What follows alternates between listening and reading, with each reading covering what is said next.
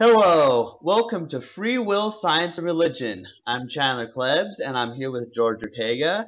And in our last podcast, we were talking about how theology and people's belief in God, will probably change under the no free will understanding. But what we want to talk about in this one is these people who say, well, life has no meaning without free will. Like, if you're not in control of your life, well, what's the point? And I mean that the statement sounds absurd to me because you don't have to be the first causer of something to enjoy it and to find meaning in it. And so I compare it to, a movie. I didn't make the movie, but I'm enjoying it, or a puppet show. And like that one guy that said, "Hey, this is the greatest puppet show I've ever seen," you know. So yes, I find all sorts of great meaning. Hey, and like for example, hey, I watch My Little Pony. I am not the creator, the first causer or copyright holder of My Little Pony, but seriously, I enjoy that show, and it's so yeah, you can find meaning in all kinds of things without having to create it. So that sounds weird to me. What do you think? Yeah, well, there's a kind of like a correlate to this, or just a similar kind of consideration that many people come to relate it to theism. In other words, a lot of people will say, well, if we're here for just like 80, 90, 100 years, whatever, and then there's eternity, and then we just cease to exist. We just like we didn't exist before we were born, and we're not going to exist ever again, like for the rest of eternity. People will say, like, well, if that's the case, what's the point of this life? Because it's like, it's like the blink of an eye. We're here, we're gone. What's the meaning? And so, like, I think the reason a lot of religions have survived, have been so popular among people, is that it posits that this reality, this life isn't all that there is. It posits that we have a part of us that perhaps always existed before us and will always exist after this incarnation. So so basically, having said that, how can we kind of like present a similar kind of argument that basically fine, absolutely nothing we do is up to us, and you again, you were doing this basically because we still enjoy things, but still life can still have meaning and purpose, without our having a free will. That, we really have to, like, because I think that just as like a lot of theists, I don't think are going to give up theism because of this need, or this, it's not just a need. Like, for example, like, we're hedonic creatures, we seek pleasure and avoid pain. So for many people, many people will kind of like conclude, well, actually there's no way of knowing, like with the death thing, there's no way of really knowing whether, we continue to exist or not. And given that, it kind of makes sense to believe that we continue, and actually that we go to heaven. I think that's the ideal belief, because that's the belief that creates most happiness in terms of optimism and expectation in this life. So Yeah. Yeah, and I get what you're saying, how that appeals to people. I just get hung up on tiny details like whether it's true or not. I just get hung up on that because what? Because trying to um, prove the existence of a soul is kind of like trying to prove free will. Like it seems kind of like that to me because I understand that everything I am is made up of other particles and came from something else. So I realize, like, for me, like the self is an illusion. That the only thing that's me that will continue to exist is that life, the universe, or it will always exist, and I am a part of life. I just don't think that there will be any more, collection of things to make up what you see now. all And right, yeah, let me address the distinction between the free will question and this question of like possible immortality. I think the free will construct, as we explain over and over and over, it's incoherent. You can't have, like, say that like we caused something of our free will, because like the causal regression behind our causing it makes free will impossible. And if you say, we have a free will, it's not caused, that doesn't make sense. So in other words, like, free will very fundamentally is incoherent, indefensible, Yeah. illogical, but like, all right, but in terms of like an immortal soul, I don't think we can have a very similar comparison for a couple of reasons. One, for example, like we understand in physics that like the reality that we perceive, that let's say we were to look for a soul, a human soul. Well, we have to acknowledge that our technology, the best of our technology, can only detect 4% of the universe. The rest of what's out there, it's like this dark matter, dark energy. We know it's out there. It exerts a gravitational force, but we have no idea about what it is. So in a certain sense, it's kind of like positing like, well, I've looked in 4% of a room for the soul and stuff, and I haven't found it. So, so again, there's a bit of a distinction between what you're positing, the whether we have a free will or not, or immortality. But let's pull this back to the free will thing, because like basically we're trying to help people understand that this life, regardless of whether we go on beyond this or whatever, this life can have profound meaning without having a free will. So can you explain it in more detail, just like in other Yeah. terms? Yeah, and of course, first of all, I want to address what you say. Yeah, free will is completely indefensible. It's so incoherent that at least the concept of a soul is, I suppose, one that someone can posit, unlike free will. So I see what you're saying. There's a slight difference there. But yeah, as far as us having meaning in things, we don't have to be the first cause, or we don't have to be the self chooser. And one example that a lot of people will relate to is, the whole falling in love thing. Because you mentioned that before, and even though I'm certainly not an expert in falling in love, um, well, yeah, it's true. People will tell you, well, yeah, it was love at first sight. I just knew I was meant to be with this person. For a lot of people, that's how they describe it. They're just a connection with, somebody. And even I understand it, and it's kind of hard to explain, and this is kind of mysterious. People that you don't really know, but you just get this feeling there's something different about them. And I don't know what it is, if it's the subconscious thing, if it's their body language, if there's something that I can't detect, and some people talk about pheromones and stuff like that, that we like that subconsciously we perceive, even though consciously we don't, that attracts us to certain people.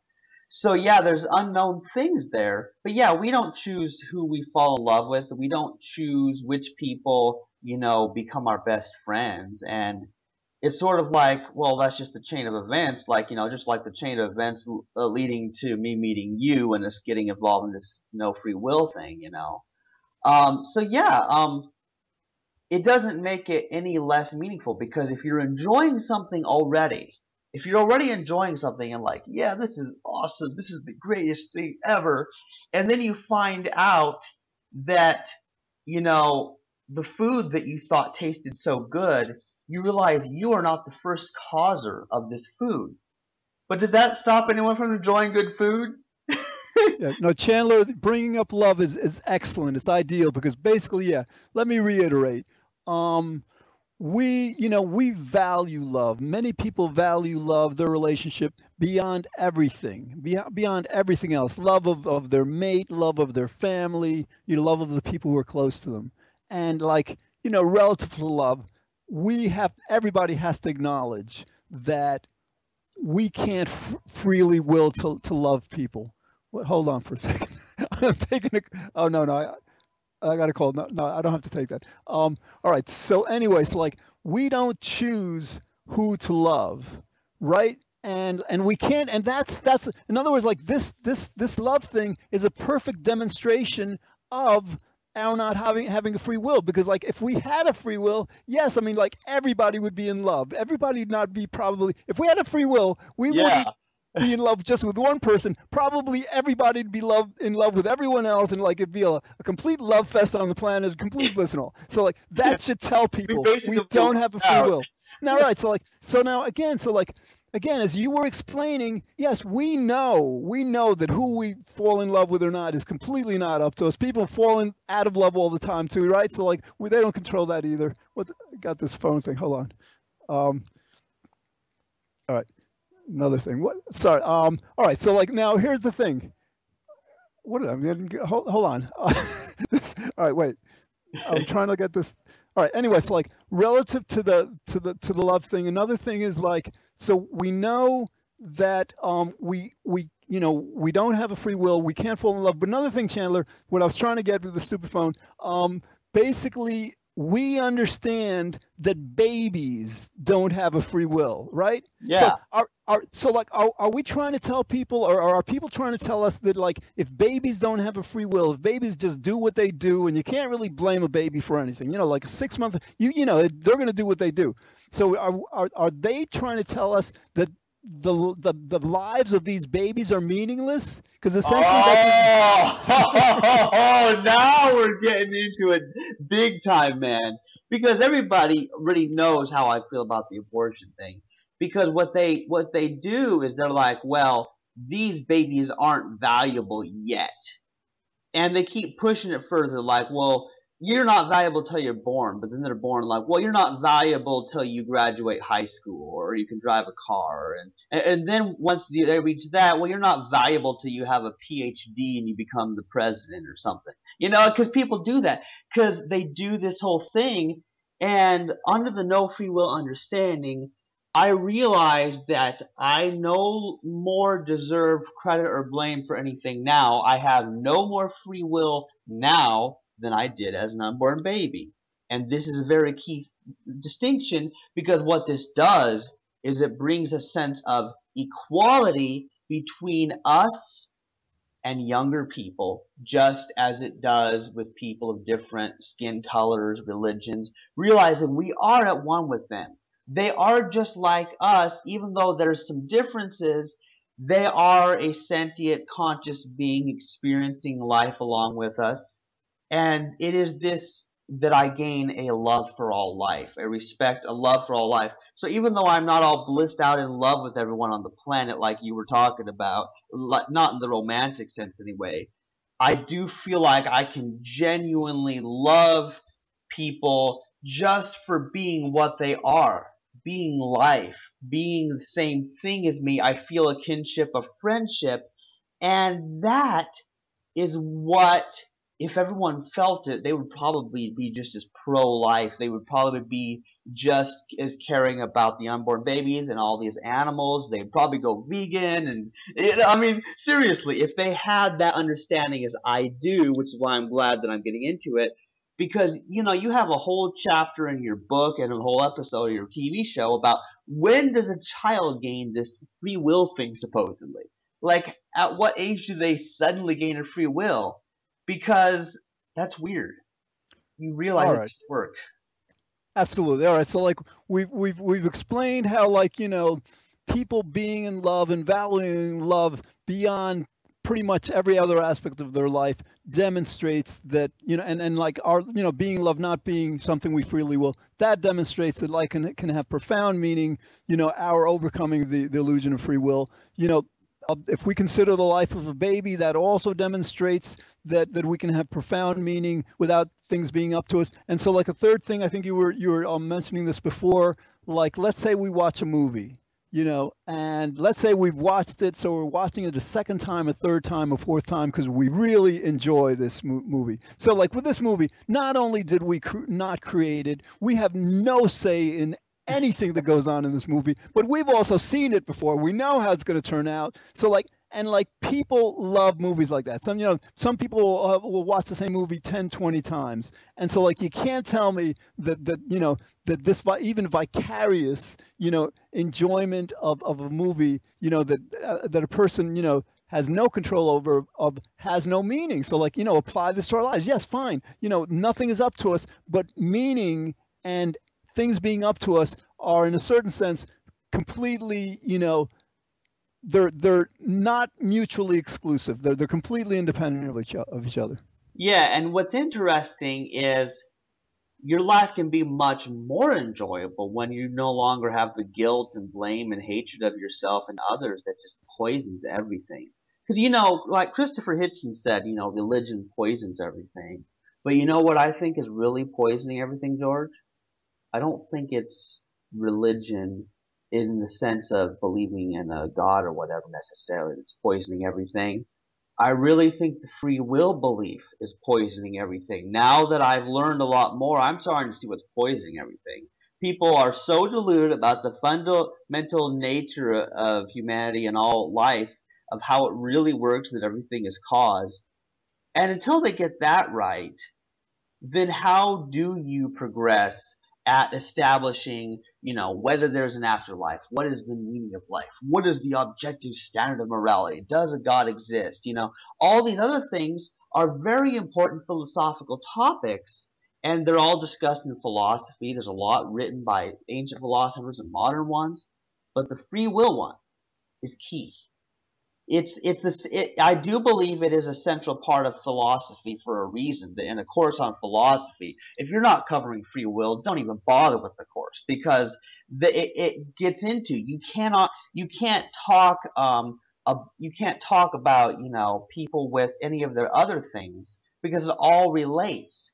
Everything relates to why do people do what we do. So yeah, I mean, and I find meaning in philosophy. I find meaning in asking those bigger questions. Why are we here? What are we doing? And why do we do it?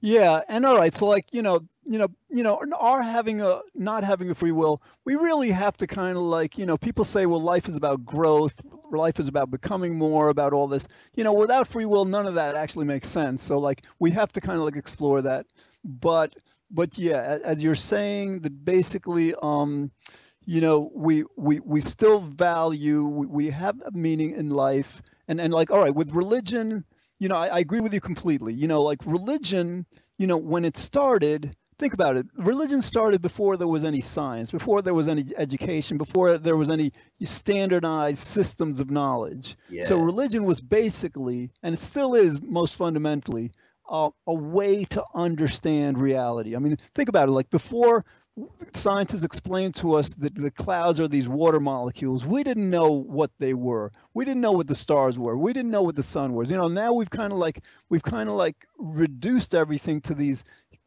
kinds of things and all, which kind of like robs, I think, part of the mystery of reality.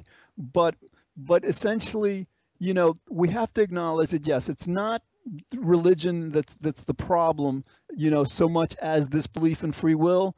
And so basically now we have to kind of like, we have to in terms like we have to ask people like, is there more meaning in our lives when we are not constantly battling with each other and in conflict, blaming each other, blaming ourselves, just full of this vengeance and revenge? Is there more meaning with this free will construct that leads to that? Or is there more meaning in our life? Would there be more meaning for the whole world to transcend, overcome this belief in free will? So now, like, whatever we're doing, whether we're trying to understand religion, trying to understand science, whatever it is, at least we're working together without being so ubiquitously just distracted by the conflict that free will belief creates. Yeah, and another thing that I think we want to do, since we still got plenty of time left, is bring it back to the love thing. Because the whole love thing, some people try to say, and I saw this happen today on Facebook, like that if there's no free will, then there's no love. Because they say, well, love has to be chosen. It can't be programmed. God doesn't want robots. I hear this argument all the time, and I'm like, we already know we don't choose who we love anyway. We already know that. So where does this myth come that you have to freely, in some logically impossible way, choose to love God or anybody else? Chandler, that's an excellent point because, like, we can relate, people can understand that it's not up to us with whom we fall in love. This woman that we fall in love with and marry and stuff.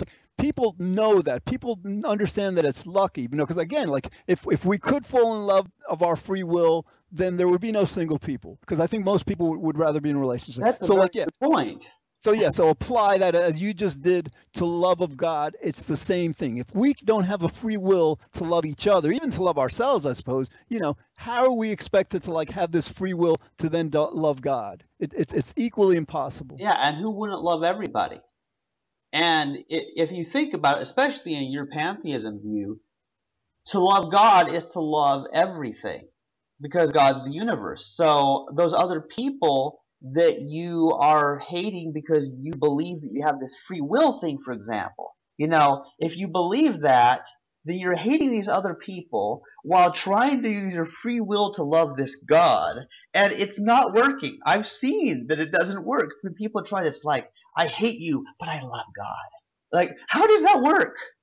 I hear you. I hear you. And all right, so in terms of explaining in more detail how, like, it's not up to us whether we love God or not. For example, there's a lot of people in the world who've never heard of God. They've never read a book about God. They've never heard the word God. So how can these people be expected to love, an entity, a being, a God that they have no knowledge of? So what I'm saying is, like, those of us who do have knowledge of God, we got it from our parents, from our society, from all these forces, these factors in life over which we had no control. Yeah. Whether or not we learn or hear about God, whatever, that's not up to us. Yeah, and one of the reasons, George, since this no free will understanding, one thing that's changed with me is I'm a lot nicer to the theist than I used to be, because I was kind of like a militant atheist, like, why are you so stupid to believe this? But once you understand that they're just like I was, that I believe in God because it was what I was taught, and the causal process led me to come out of that. But now I'm like, well, hey, it's not your fault you believe in God. It's like, Yeah. it takes away that extra edge, that hatred, that just eats away at you. No, you're right, and you got to feel bad for a lot of theists, a lot of religionists, because like you understand, I think if you met them, that genuinely they value goodness. They want to be good. They value love. They value compassion and all. I think they really do.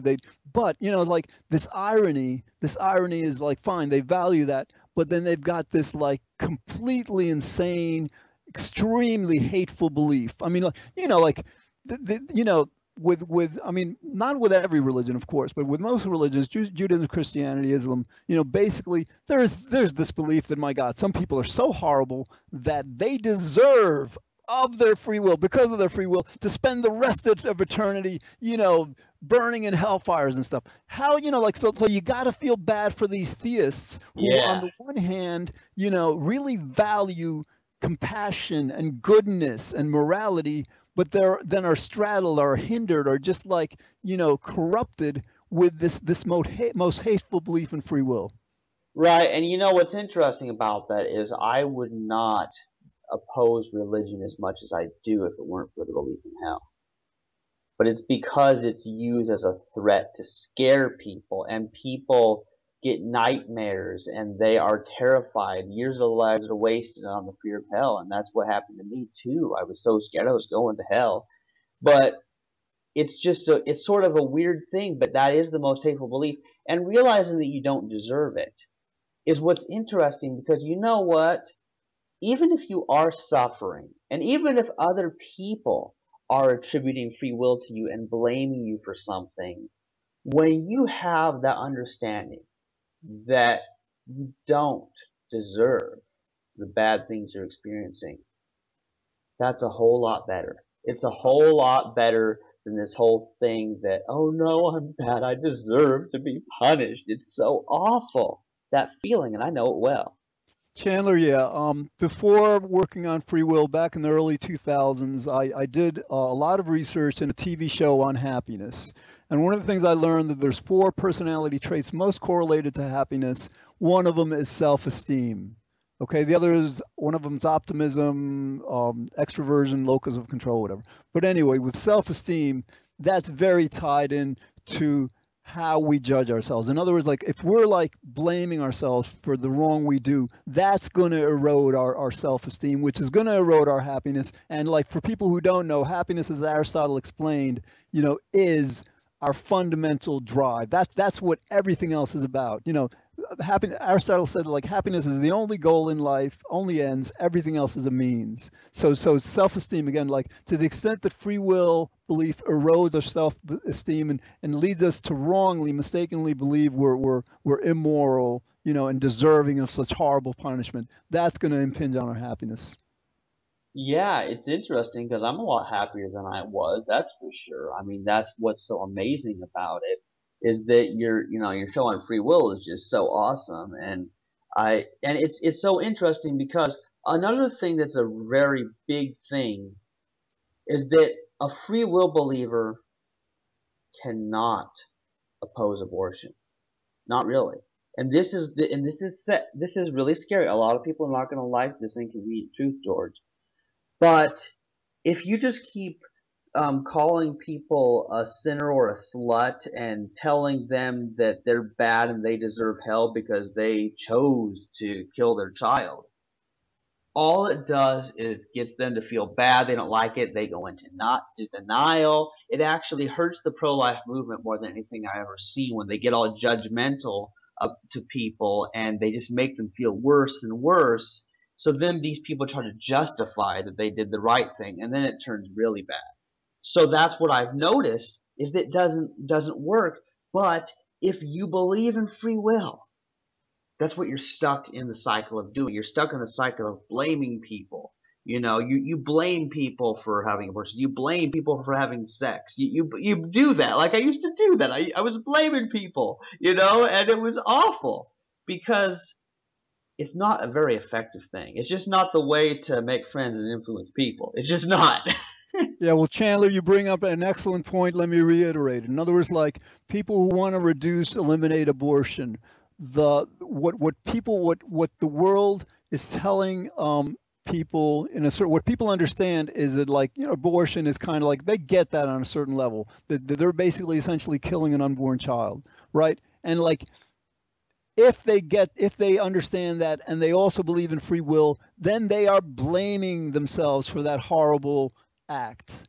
And so and that's what causes them to go into denial, to say, well, maybe the child isn't really a child before it's born, or maybe some kind of the kind of nonsensical excuses that we hear and all. So yes, to the extent we overcome free will belief, then people can they don't have to go into denial about it. They say let's say they're considering whether to have an abortion or not. It's no longer about any kind of guilt that they would be feeling that would prevent them from looking at what they're doing. They'd be able to see, what they're actually doing with a clearer lens. Well, you know what, George? I think in this podcast we have just explained at a deeper level than I even wrote in my book, about the connection between a denial of the immorality of abortion and this belief in free will. I really do believe that the belief in free will is causing people to go into denial about abortion, just like it is climate change or the suffering of these non-human animals. Because people go into denial when you attack how they feel about themselves. And if you make them feel like a bad person because they did something bad, well, then they get defensive and they go into denial. But if you make them understand that, yes, they did something bad, but they didn't know better at the time.